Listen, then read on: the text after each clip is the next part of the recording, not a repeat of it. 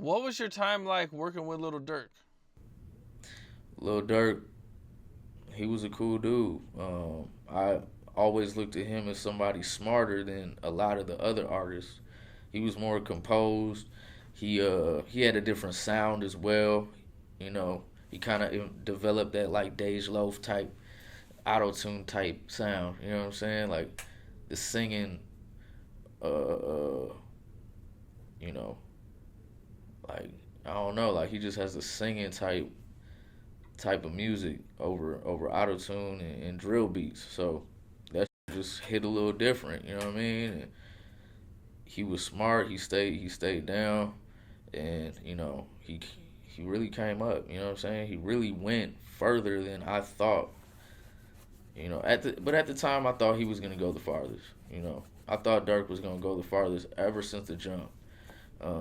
Because his team around him was cool. Uh, you know, RP everybody that was managing him, Chino and D Thing, and those were cool people. Like as far as I knew, like working with Dirk was cool. The music was dope as hell. Like he always had some of the dopest hooks.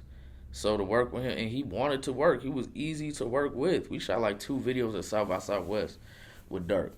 One called "Oh My God" with Joel Santana. He made a cameo on that one.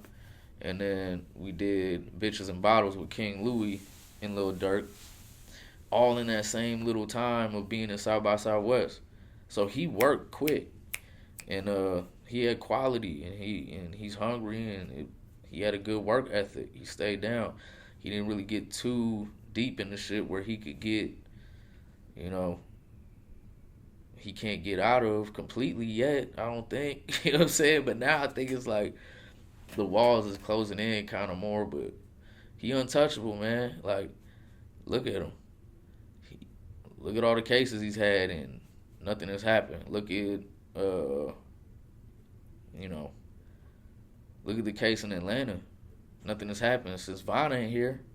There's no way to really prosecute this crime if you don't have a co-defendant. So, everything is the way that everything panned out, coincidentally, um,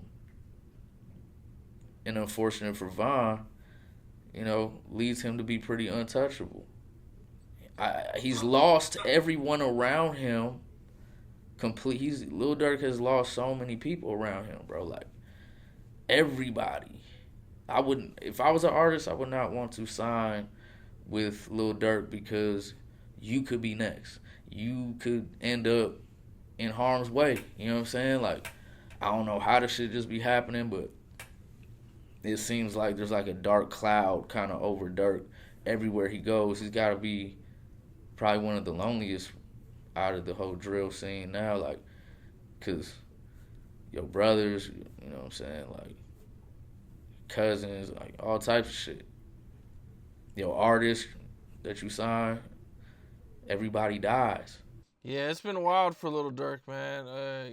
He's had like this past couple years, year and a half or so. It's just been like it's been like he's like the biggest artist or one of the biggest artists, but at the same time, people are dying around him. Really close people. His brother, King Von. O Block. Everything that's happened with O Block. I mean, so he's got like this crazy like situation where he's like on top of the world, but at the same time he's like fighting for his life. It's like Yeah, this crazy yeah. I mean, situation. it's like that shit, man. Everything that glitter ain't gold. Like everything that seems cool, you got to read between the lines and really ask yourself. Be careful what you ask for in this world, man, because you know you got to look how much he's lost to be where he's at. This is not by coincidence. Nothing's by random in life. Why are all these people going around you?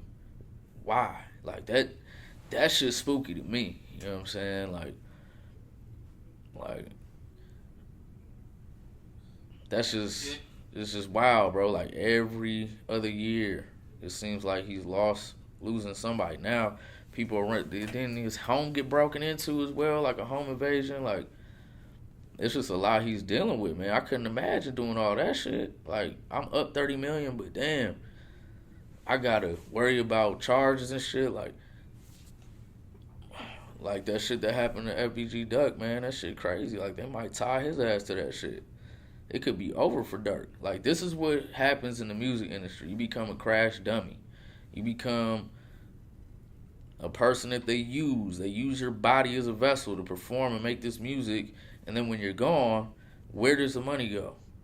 Who is he signed to? How many record labels is he signed to? What are you worth more alive than dead? Most of the time, it's more dead. You know, like, I don't know, to make somebody dead is to make somebody immortal in this industry, man. Like, it's sad, but when you die, it's like a glorious moment for the record labels. It has to be. They gotta be, man. Like, they gotta be thinking in the back office, like, damn, another one. Ooh, perfect. Cause this is gonna be a great payday for us. You know what I'm saying? Like, it's gonna be a great payout.